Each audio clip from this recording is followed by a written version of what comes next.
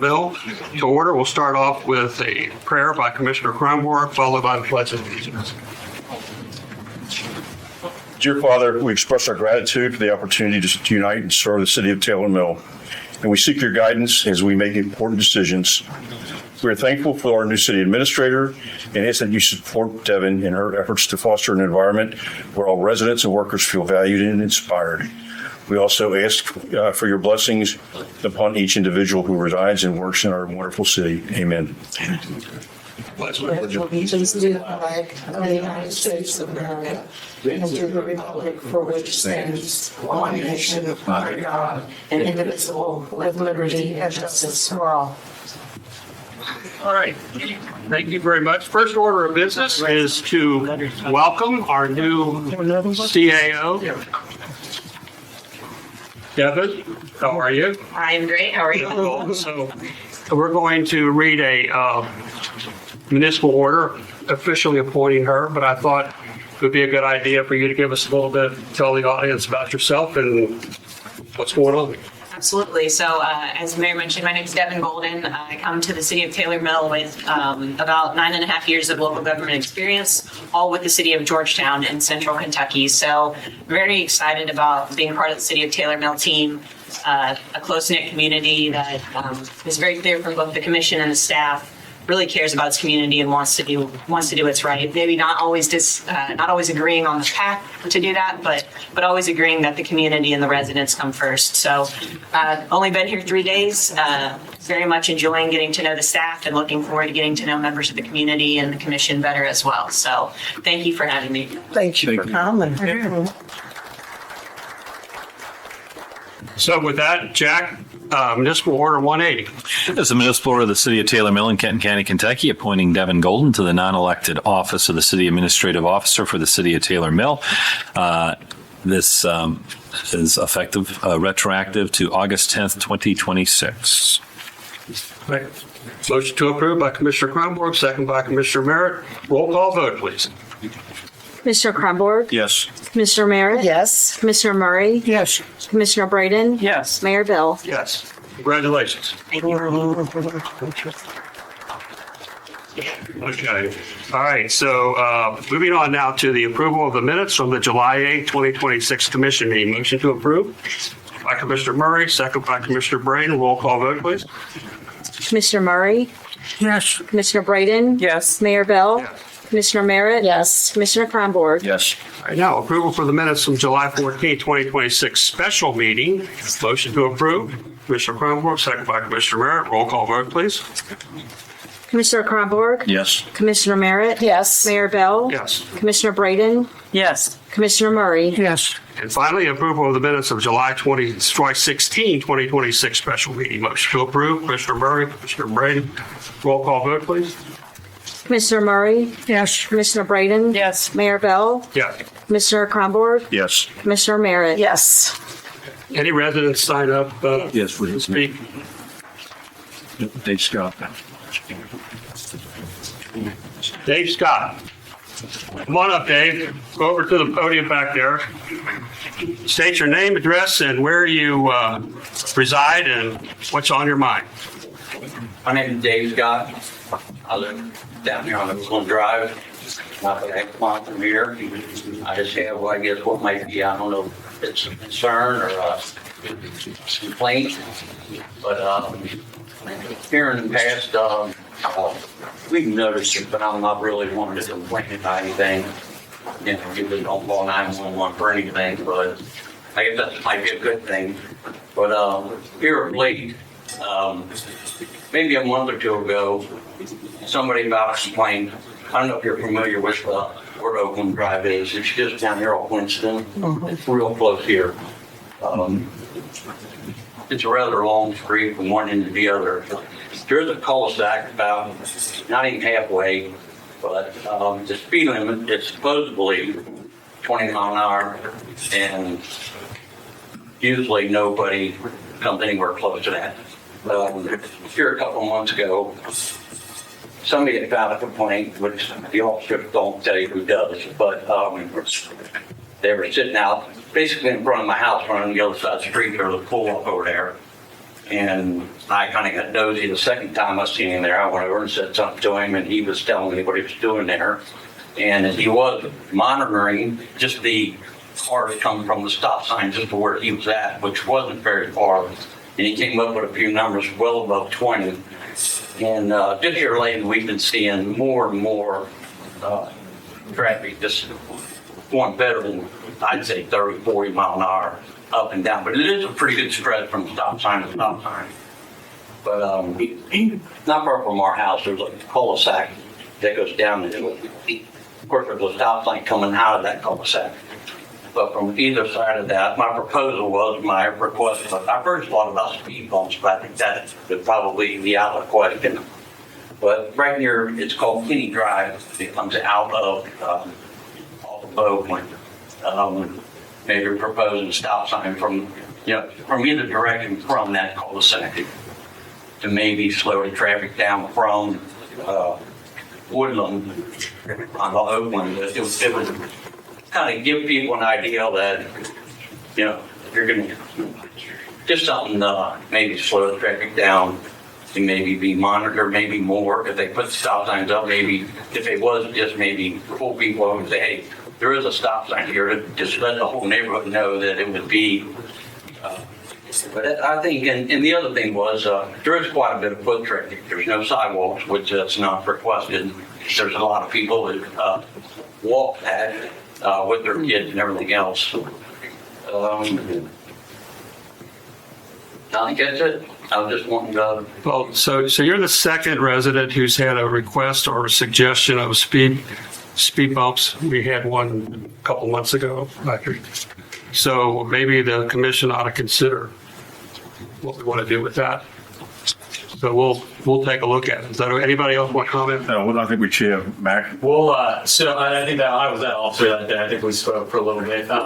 I thought I'd recognize it. But Yeah, I know. I did the hair today. We have special area checks for like traffic stuff like that. I'll put it in our CAD tomorrow. And kind of like I told you last time, we're down, not busy. We can sit out there. If we're working on reports, we can sit on our car out there and at least be a presence. But I'll put that in our CAD so our guys will. Because it probably gets put in for a month and it gets taken out. So I'll put it back in so our guys know. I mean, just to put it on the record, to let people know that, I don't know if anybody, it's not a lot of people familiar with that street run up down through there, but it is pretty easy too. I'm sure folks who've been up and down that street quite a bit. It's a pretty good run. If we put that portable machine out there, that, We could potentially do that as well. We have a speed sign, so I'll work on getting that put out there if we can. Yeah, and it may do something to draw people's attention a little bit more, and At least shock them for the first couple of days and then they get used to it. But it for sure would probably help that for a little bit. McKinney Court's about halfway from Woodland to Roselawn where the stop signs are. So if we would it be possible to sit on Keeney Court at the intersection there? Because you're halfway between the cars coming off Roselawn from that area, they're going downhill and probably pick up more speed. oh yeah, they're coming down the hill. Coming down the hill, you're doing even every bit. I don't know. It's an easy road to go over 20 on still. And Very. there is a lot of foot traffic, I would agree with. Yeah. So, if it's like I said, I think the speed bump would be a little bit too far fetched. They would work, but, for snow removal and stuff like that, it probably wouldn't be, Yeah.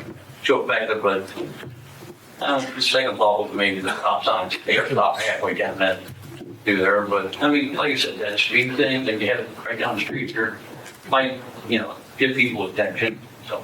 Yeah, I'll look into that for you. If we can get it out there, we'll get it out there. Can you make a recommendation on a stop sign at Keeney Court there? Did something? Whatever we can do to try to get it. I don't know if we can, but we'll try. Would it help any to have some of those beware of children signs around? As a recommendation. Yeah, to be honest, most of the kids are down on Kinney Court. I think they basically stayed down there. Okay. We have a few that come across from Right. over on Clinton Hill there, but there's a few of them. But I think most of the little ones, basically, I think their parents make them stay from the stop sign down the bottom of the hill. We don't think much of those, but we didn't know they were down there. But probably wouldn't hurt though to put one slow children at play sign out there. We had complaints a while back about the little motorcycle, moped types, e-bikes up and down Woodland Drive. Are you seeing any of that anymore? A little bit, not very much. I mean, nothing that usually the parent was on, it'll be Macy's. When kids on bicycles, usually their parents are with them all the time. I mean, I guess the parents are aware of that street and, how fast you can possibly go. But, like I said, with those sidewalks, there's always bells to walk toward the traffic, I think, but a lot of people go look back to the traffic, but. Okay. Yeah, well, things that we looked into. Well, my wife, I was gonna do this, I can't believe I did. I appreciate it. Thank you. Point, Commissioner Kronborg, if it works for you all, in my experience, it's often good to get an engineering perspective on traffic calming measures like that. So I'd be glad to, in addition to anything the PD is looking into, talk to them about whether stop sign is a good measure there, whether they have recommendations. If this is an area of town where it's a repeat issue, we can look at that and any other, speeding zones and things like that to make a proposal of traffic calming measures. Great. So I'll work on that with them as well. Okay, thank you. All right. So just for my curiosity, what's your experience with speed bumps in a subdivision setting? I'm sure you've had something in Georgetown. Yeah, just implemented recently a traffic calming program, and they call them speed tables. And I think they're in quite a few subdivisions in northern Kentucky. But I think there's a connotation with speed hump that is really jarring. But the table is, I think it's 20 feet long, and it's a slight elevation. It will definitely slow people down, but they're less. I think they're less controversial, and they're also less invasive on snowplows and other vehicles. So those are measures that I think are regularly being used. But I think it's community to community how people feel about them as traffic calming measures. But I think I don't know, Sean, if you have any feedback. Yeah, a lot of you use the newer speed or speed table design. They are more plow friendly. They're longer. The other thing I do caution is using stop signs. Actually, MUTCD recommends not using stop signs to calm traffic because that can lead to increased accidents. So that's something we have to look at. If speed is an issue, I wouldn't say putting up a stop sign just for that reason is the right approach. There's other measures that can be taken. But we can look at stop sign warrants to see if that is met.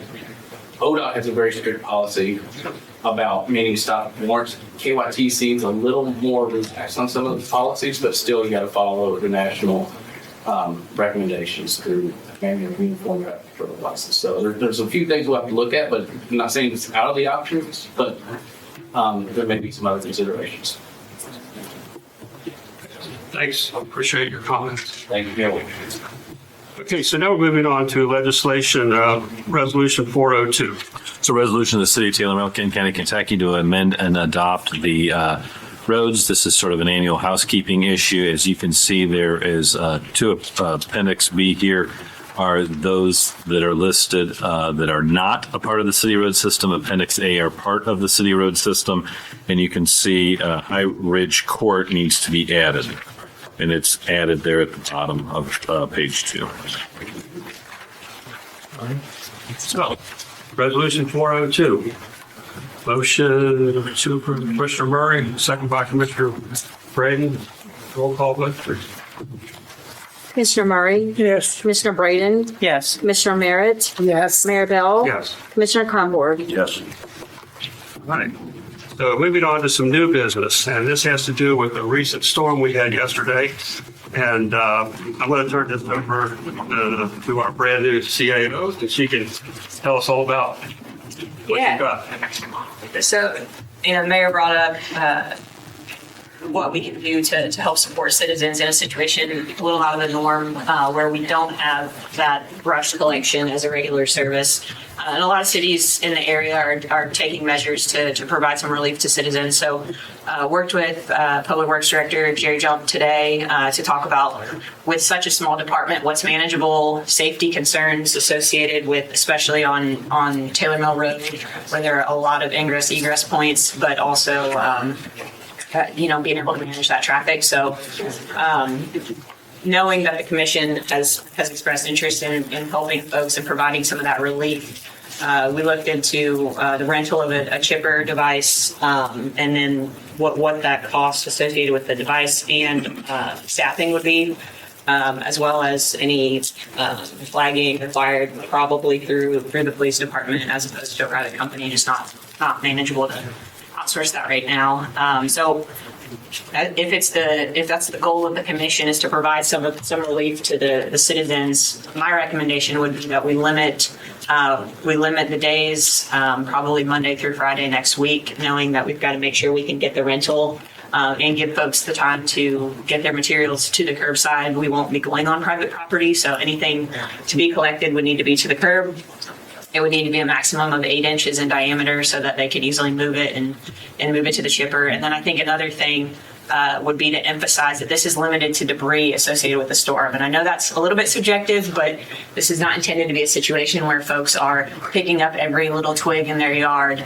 We need to be able to pick up the large pieces and move on. Otherwise, we're going to be at this for a very extensive period of time. So we would develop kind of a one pager of what the parameters are and advertise that over social media.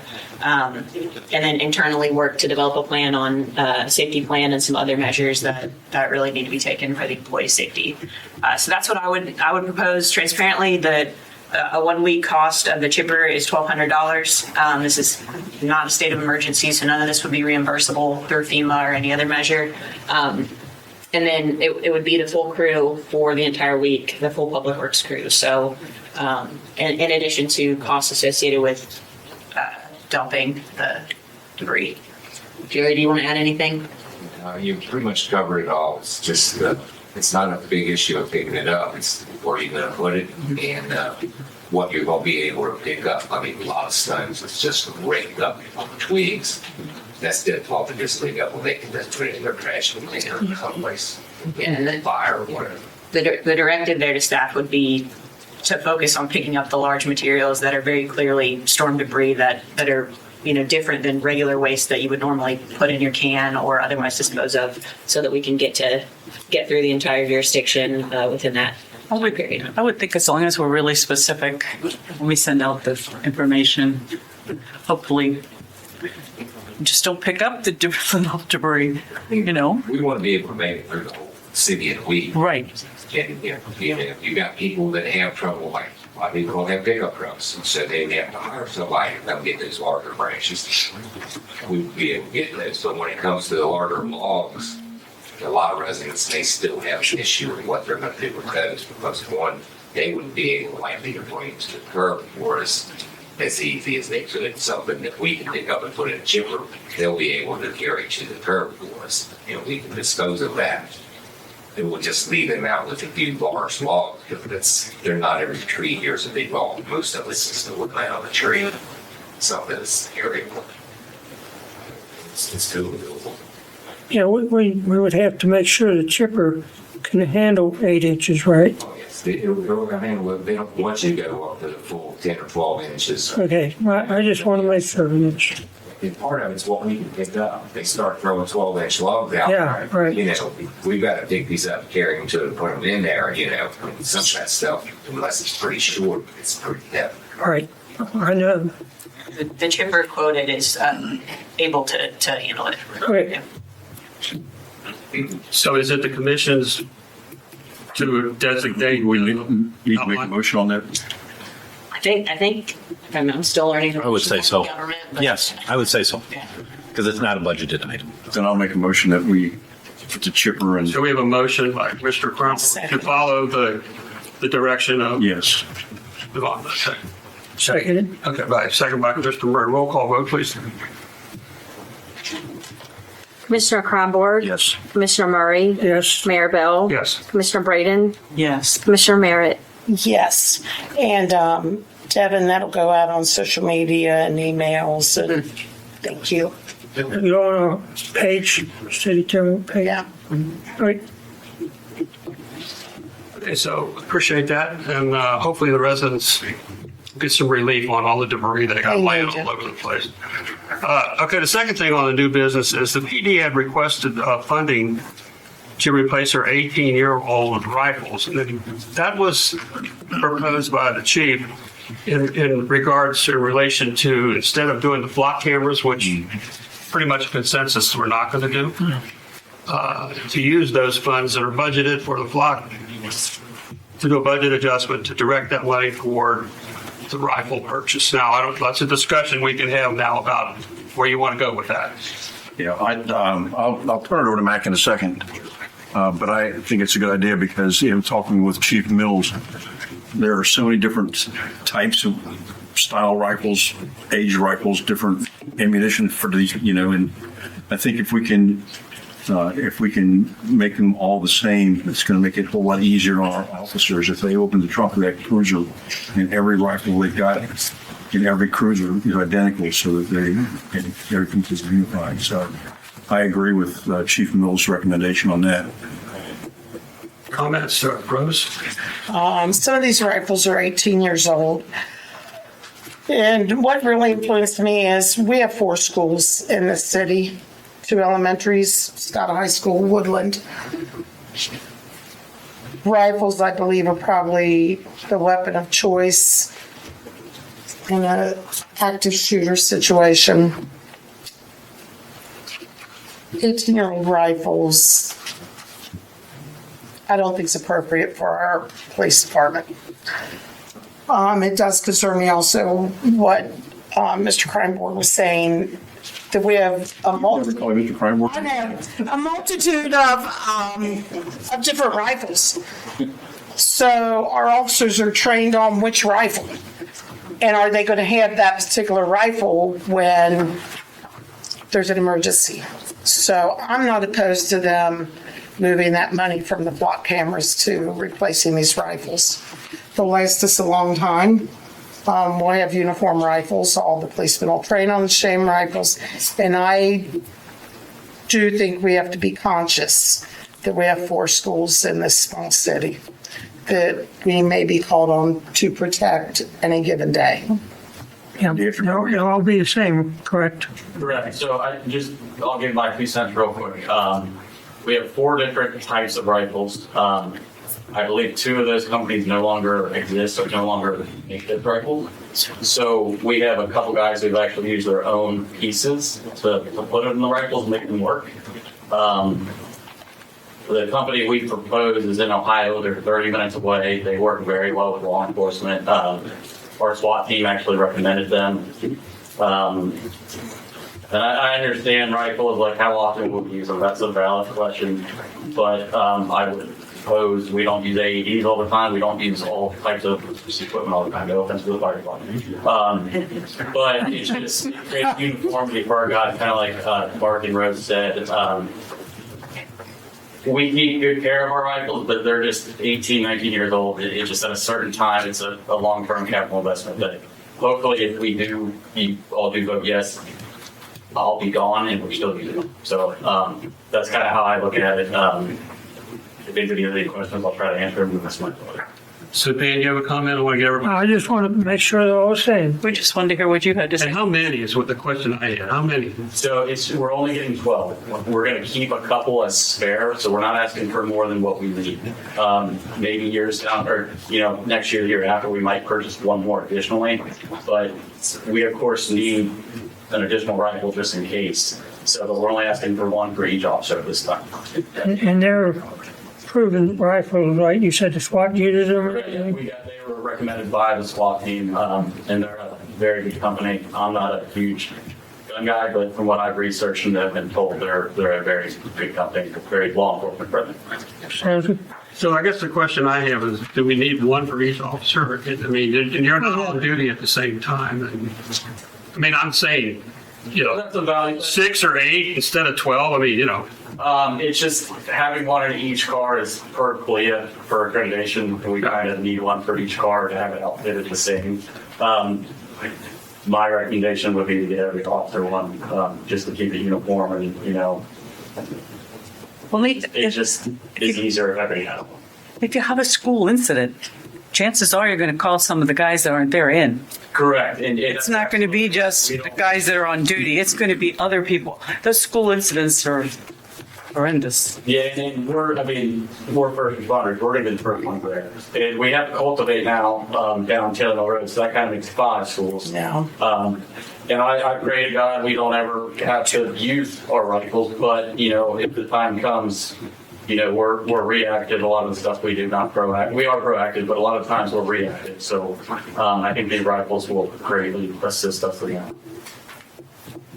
Okay, so another question I have is the funds that were allocated for the flock cameras, will that cover the purchase of these 12 rifles? I believe there is a either $900 or $1,100 difference, $1,200. So, But with the rifles we have, we can sell them, and we'll probably sell them to our officers first, or whatever the price is. So I think we could probably come up with that difference, selling 3 or 4 of our rifles back for the guys. so the amount you need that's currently budgeted for the flock cameras, it's more for the rifles right now, and you would have to sell those, your old rifles, to make up the cost. Correct. And I believe flock cameras was a reoccurring, That was, Fee. it was a. Exactly, yeah. so we were gonna have a reoccurring fee every year. We're not for gonna flock have- cameras. We're gonna have that for the rifles. And the only issue I would have is that you say you want to bring another one on, maybe in a year or two. I'm not going to be here, but I think 13 is an unlucky number. I'd like to have 14 if we could. Mayor, to answer that question, I believe also, even if the surplus and sale of the old rifles does not cover that difference, and I don't know what line item it is, but I think the chief identified a line item that he believes has enough bandwidth to cover this. So we'll have to get more information if we need it. So I'll motion if we need a motion. Absolutely, we need one. I motion that we Still do. buy the 12 rifles for the police department in lieu of 13 or flock. 12? Well, 12. Okay. Unless we want 13. No, 12. 13. 12. I'll second it in this. Okay, so we have a motion and a second on purchasing 12 rifles. Now, do we need a budget adjustment, or how we work the budget from moving the flock money? How's that going to work? I think in the budget amendment, we'll update that line item to just reflect, but it's the same. John, do you have any? No, you're correct on that. It's the same. A motion and a second. Roll call vote, please. Commissioner Merritt? Yes. Commissioner Murray? Yes. Commissioner Kronborg? Yes. Mayor Bell? Yes. Commissioner Braden? Yes.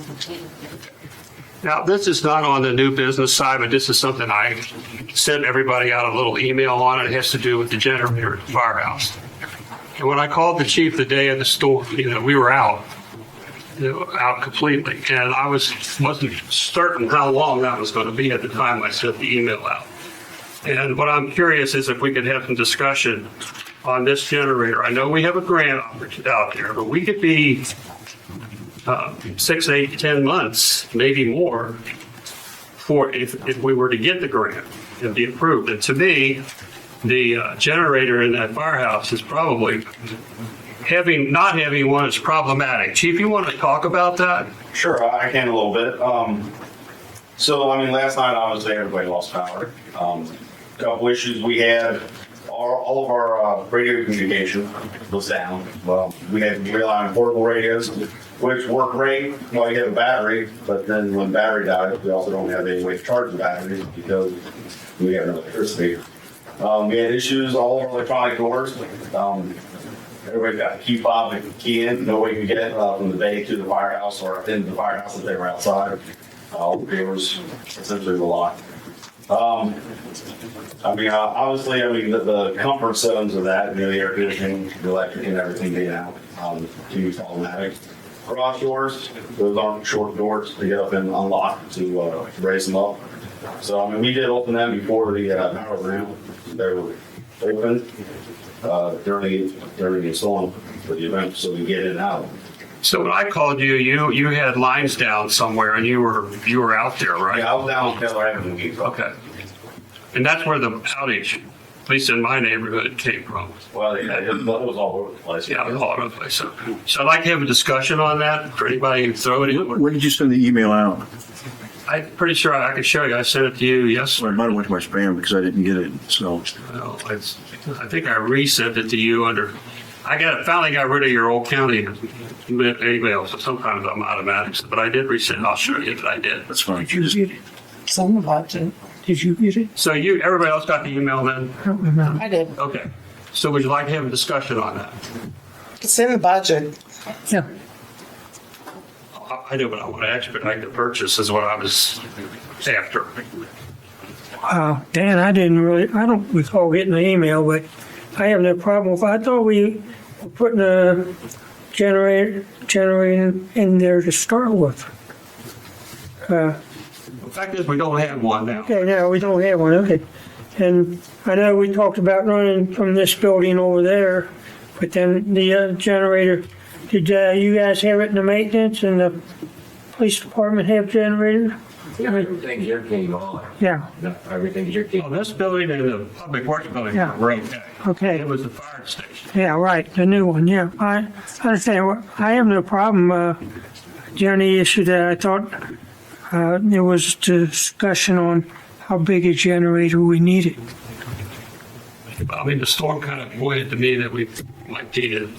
I think it's kind of an imminent issue. We can't have that happening again because maybe you wouldn't have the gates and the doors open. And I mean, it's got to move forward. It's just a matter of doing it. Well, yeah. You applied for a grant, Brian? There was a grant applied for. Brian Amy did it before he left. Whether or not that comes or not, Excuse me. I have no idea. Yeah, I can weigh in there a little bit. So from my understanding, and like I said, I'm you're here to understand all the semantics, but Brian was attempting to apply for a grant prior to his retirement and was not able to successfully upload that into the federal grant portal where the application would be accepted. So I do not think we have a pending grant out there. I don't know if you all know otherwise, but from my perspective, that's an annual grant. It's the Office of Homeland Security. It's a great grant program for police and fire. And I think every single year it rolls around, but it will not open up again for another year. So if the commission was hoping to fund that through grant funds, very, very far into the future and probably would not be my recommendation to wait on, especially since the budgeted amount is consistent with the quote that Chief has obtained. So assuming you all aren't still stuck on looking for the grant and want to act more quickly, we can go ahead and move forward under the budget. So will we get more, bids for this generator? Yeah, we'll go through a more robust procurement process, but just that back of the napkin number is consistent with the budget. So hopefully we don't have to come back in a minute and add funds, but it's good to know that what you all budgeted, which I'm assuming that budget number came from that quote. So we can move forward with the actual bid process or. Okay. So if we go ahead and fund this out of the general fund, can we apply for that grant next year, make it retroactive back to cover that? That program typically will not allow you to make a purchase until you're under an agreement with them. Chief and I talked about that today. So most of those programs will not allow you to, they're reimbursement based, but they have to tell you when you're allowed to make the purchase. So it likely would not be eligible for that reimbursement. Unfortunately. Any other discussion? I say move forward. So you want to make a motion? I make the motion that we move forward on the purchase of a Do I have a generator second? for the firehouse. By Commissioner Murray. Okay. Do we have a need to motion and a second to proceed with purchasing the generator. Do we need to motion on I it? think it's a We bunch. need this, yeah, because we're, No? It's in the budget. well, I guess it's in the budget, but it's just sitting there and waiting for. Well, they could do it tomorrow. All right, we don't need a motion. That's fine with me. We can proceed. Just Devin and Jack, what do you think? Do we need I don't think so because it's budgeted. I don't. Okay, great. As long as we can go ahead and get it rather than wait, that's all. But what we got budgeted for is enough to handle the one we need. $120,000 as I recall. I would think it is. The budget number is 110,000. 110. So as long as we go through the procurement process and are able to stay within that budget, should be good to go. If not, we'll be coming I back. have to come back. So when we, You will need a motion. when we approve the budget, we approve the letting CAO spend over $25,000. That's the threshold. If it's over 25,000, we have to approve it through a vote. That would take a motion. But if it's So here- $120,000, $110,000, that's over the 25. Yeah, here'd be my thought, but it's going to be bid out. So I think we would come back and approve accepting the bid. That's the way I see it. Okay. Yeah, if that's the commission threshold, I'm still learning the Yeah. procurement and the purchasing policies. We would just go through the procurement process and bring that recommendation to you all to approve. You have the authority to spend anything up to 25,000, but anything over 25,000 needs to be approved by the. Yeah, we'll bring that back once we're able to get the bids. And Jerry, Based on no motion, but we have support of the commission to move forward. Let's put it down. just want to make sure we get the right size to handle it. Wait a minute. So hopefully we'll, I don't know how long it'll take to get the bids, but maybe a month or so it'd be resolved. Okay, that's it. Now we move to the department reports. And I kind of hate to say this, city administrator, do you have a report? I gave my 30,000 foot view report earlier that I'm enjoying getting to know staff and contract staff. That's an oxymoron, but contract assistants in Sean, and excited to dig into some of these projects and work with y'all. I'm sure Sean will have some comments on the construction meeting you had on Monday. We'll wait for that. And, all right, so city treasurer. The commission received my reports. I have nothing to add unless you have any questions. Very good report. I was reading over that. All right, now, Sean, the fun part, engineering. All right. Yeah, so I wish I had better news on the Taylor Mill Road sidewalk phase 2 project, but I have no news. So we've been trying to get a hold of the right-of-way consultant. I know we had some meetings or emails this afternoon about trying to set up a meeting with Jag and try to figure out where we're at and how best to proceed with the 2 outstanding parcels that we have along the full. So I'll hopefully have a better update next month. The other project that the mayor was referring to was the Vincent Drive improvement project. We had a pre-construction meeting with Rector Excavating that was awarded a contract. The $2.7 million contract roughly. They're looking to start work pretty quick, like in September, and they're going to be doing the lower portion of the storm sewer first. So they're beginning at the bottom of the hill, which makes sense, right? They're going to actually run it, the storm sewer portion behind the houses and connect into the cul-de-sac. That's going to be the deepest and largest part of the storm sewer system.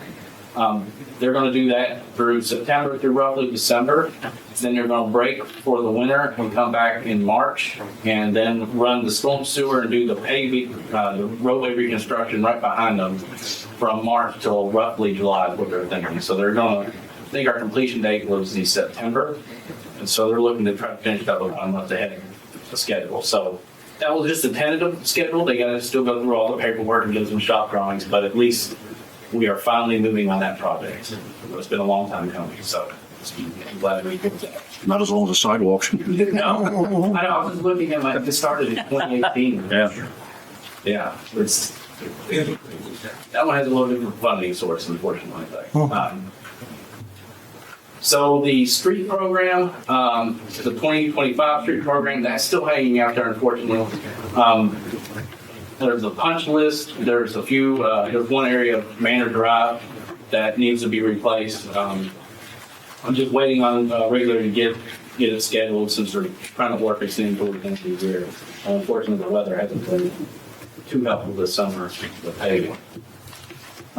Mason Road slip. There's that issue we have been having out there. Utility relocations are complete. We have the engineering drawings 95% of the way ready to go. There was just a few little verifications that needed to be made, and I think it was UES is the one that designed that. So those plans, potentially they're ready to go to bid whenever the city chooses to do so. So I know there's been some discussion about how fast we want to move on that one since there's not a lot of bang for your buck, so to speak. It's a very expensive project. So I know that's sitting there, ready to move on. 5-year street maintenance program. We went through those recommendations. As a part of that 5-year program, we reached out and to OKI. We submitted a SNK repaving program grant for Old Taylor Mill Road. The portion basically running in front of Linfield, that commercial stretch. That's one of the, I think, 2 roads that actually fit the criteria for OKI. We would expect to hear that early September. September 8th is when we're supposed to be notified of the scoring. So, and then if it's scored well enough, we'll get, in October, we get award. So we should know soon about that. So that's an 80-20 grant. The kicker with that one is that it ends up being about a 50-50 grant. Because OKI, the repaving program, only pays for certain portions of the work that are typically, like basically the milling portion, the pavement markings, and the top layer of asphalt and surface. Everything else, the city has to pay for. So generally speaking, it runs about 50-50 cost. So we hope to hear that on that soon. The other major project is the Old Branch Road stabilization project. Some emails going back this afternoon. We're looking to bid that soon. I know in the report it says Thursday next week. Sounds like maybe we're kind of putting it up for Tuesday next week. So plans are ready to go. I'm just getting a final quality check on it. Then we'll pass everything along and get it advertised next week. So at least that one we'll be able to move on. And the city did get a grant for that. I think it's like $50,000. Yeah, grant for that. So there's a little bit of money for that one as well. Then the other project that was recommended in the 5-year street program was the Crawford Drive, Sandra Drive, and Loring Court improvements. So all those are in coordination with the SD1 project. I'm working with SD1. They're trying to figure out when they're going to finalize their plans and get construction of the actual sewer portion of the work, so we can come in right behind them again. Very similar to what we do with a lot of times with, say, water district. So we're trying to make it appear to be one seamless project, as though it is two projects under 2 contracting entities. So I'm working with them now, and again, hopefully have more to report on next month. I think.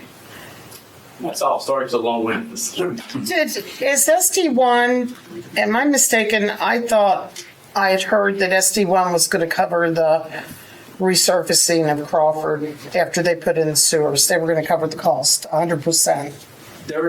They did say some portions of the work that they would be, some, like, depending on which road.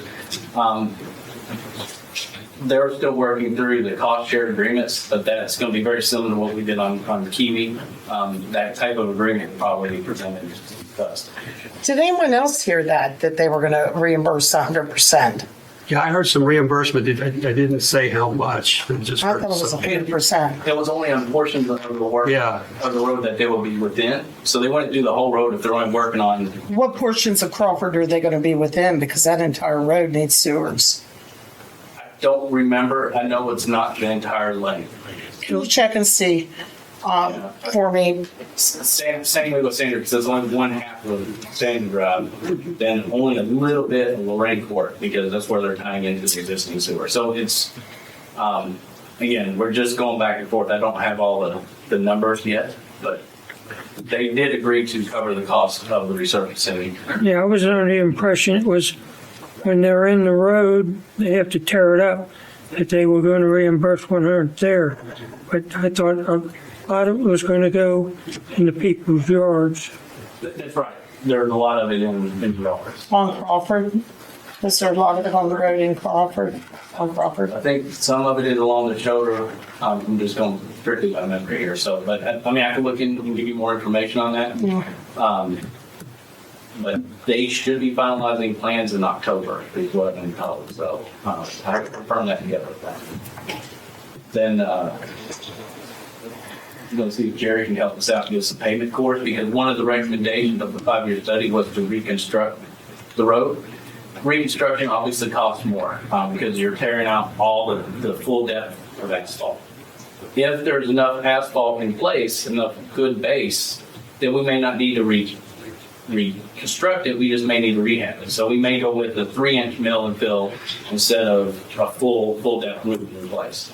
So if we can get that core machine, yeah. So there's a few things we're going to be working on over the next month or two to try to get things ready and get a better budget for you guys. Where do we stand with the section of Howard Avenue that they missed when they repaved down there, down in front of St. Anthony's? That was on the 5-year recommendation. It could be added to any one of the plans. I mean, once you get a contract, that's not a huge area. So just trying to group it with something that makes sense. If you just did a bid by itself, Yeah. we're going to give it as good a price. Yeah, Jerry's been filling all kind of potholes down there, so we need to. For some reason, they did Howard Avenue from Grand Avenue up to Cleveland, but they didn't even look at the Howard Avenue section down in front of St. Anthony's. So when we repaved all those streets down there, it didn't even get touched. Yeah, I mean, we can definitely add it to any one. Like I said, it was in the 5-year list. I think it was first of the 5-year list. Okay. Then what are we seeing with Manor Drive? The problem we have on Manor Drive where the truck tore up the new pavement. Oh yeah, that was going to be it was one of the punch lists items, I believe, and on the regular it's going to be the list. Okay. To confirm that, I believe that was the case. Yeah, I got a reminder email on that the other day. Yeah, I was copied on that. Then we copied Devin on it. Yeah. So I need to find out where they are with that. Yeah, I did last week, and he said there's just no date set, but I'll follow up. I keep following up. Okay.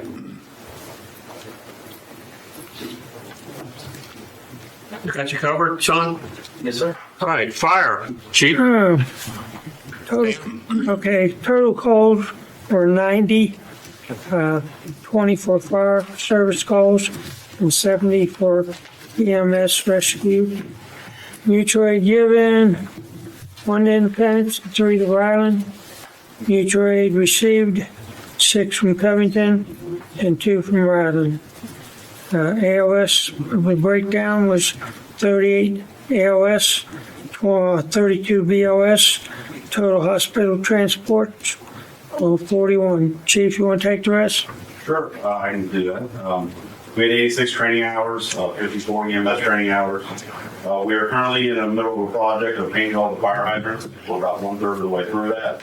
You may notice them being a little brighter yellow out there. We'll be working on that through the summer. The only other thing I want to add that I didn't talk about in here is next Wednesday, school starts back, and just pay attention and be careful. Did our department respond to the Ryland fire yesterday? Yeah, we were down there last night. That's good. Okay, good. Thanks, chief. All right, Jack, legal counsel. Just briefly, welcome, Devin. Look forward to working with you. It's nice that I'm no longer the youngest person at this table. How to take that?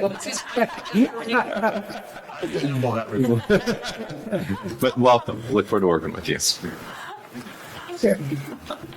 And I'm not young.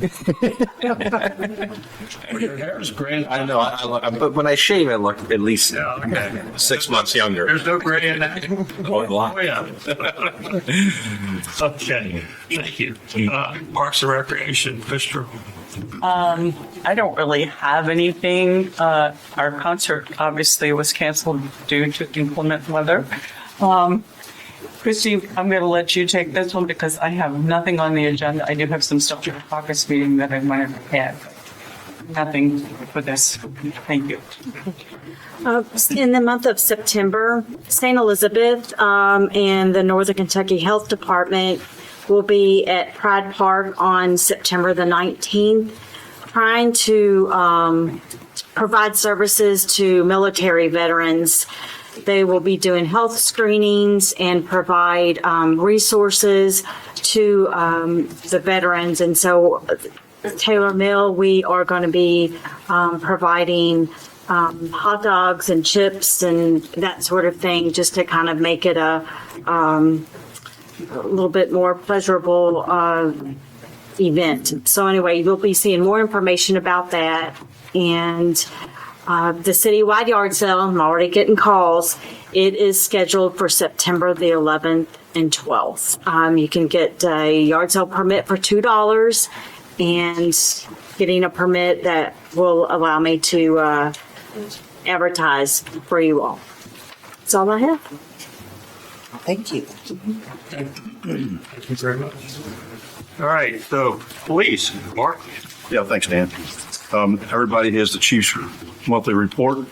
And with that, I will turn it over to Mac and see if he's got anything else to add to his report. Chief Mills was at the Kentucky Chiefs of Police conference this week. We'll be receiving our 6th straight state accreditation. That happens every 4 years, so you'll receive that while he's down there. I'll send an email out about Oakland, about the students. And then, as Chief said, school starts soon. So I guess this is our fair warning for morning travelers. When the lights are flashing, we'll be out there monitoring the traffic. So that's all I got. Well, we need to increase patrols through park after school hours. Yeah, we'll do that stuff with kids going there after school. Yeah, okay, great. That's all I have.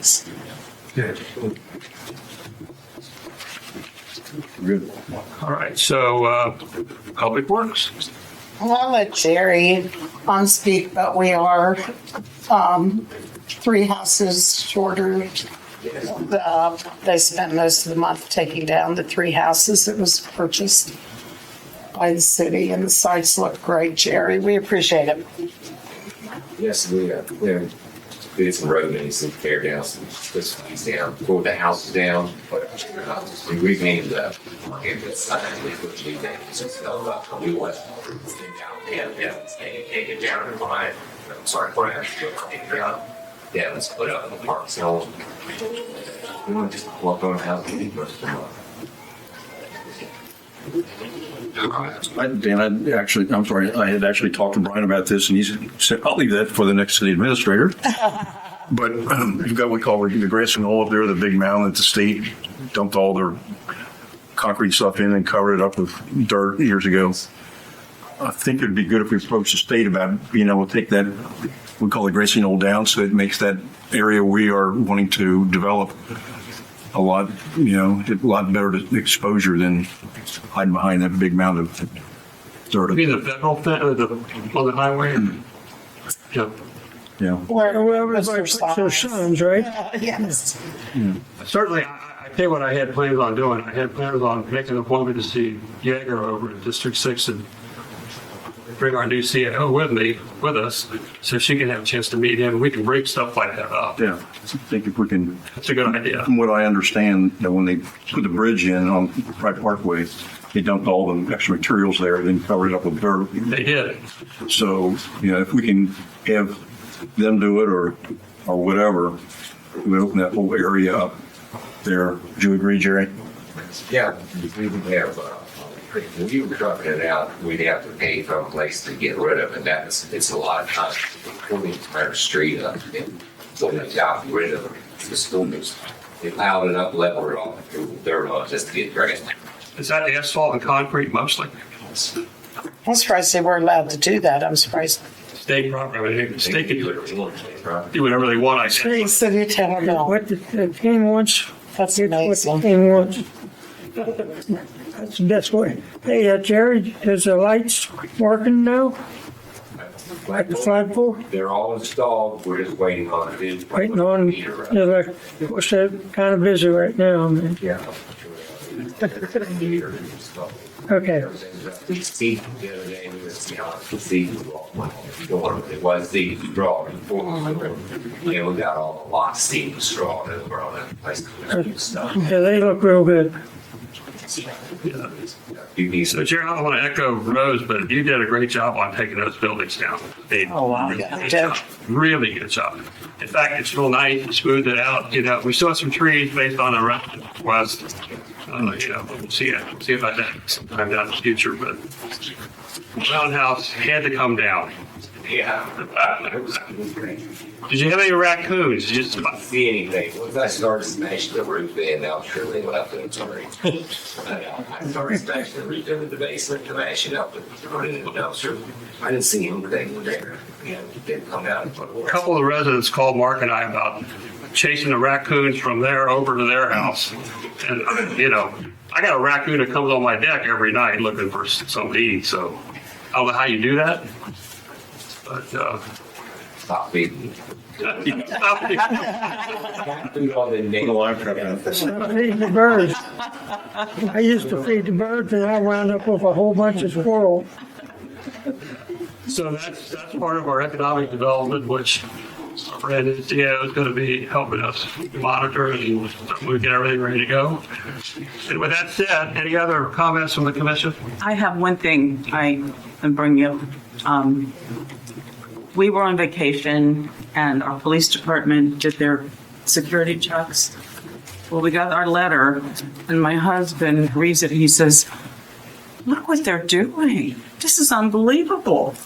I just want you to know, I want people to know that are listening that you guys do those. And it's really, really cool. And my husband was totally impressed. He had to read the letter to me and what was in it? It's like, I don't really want to hear. But anyway, thank you. And I think the public needs to know that you're doing that and that it is a service to the community. Thank you. Furthermore, on that house we're doing right now, a tree fell and hit up gas lines. They're not, I don't know where they're at, they might be in Florida, but we were able to call them, let them know, and they could send somebody over to check on the house and everything was there. So a couple announcements before we call for adjournment. The caucus meeting is August 26th, 10 a.m. here in the chamber. The next commission meeting is September 9th at 7 p.m. here in the chamber. I have one thing. I mentioned this last month and didn't. I want to congratulate Ed Keeney, who's now president of the tank board. So, Very good, right? Yeah. Great. Congratulations. I got so many influential people. All right. All right. With that being said, motion to adjourn. Commissioner Cromwell, second by Commissioner Merritt. Voice call vote. All in favor? Aye. Opposed? Seeing none. Guys, damn it. Meeting adjourned.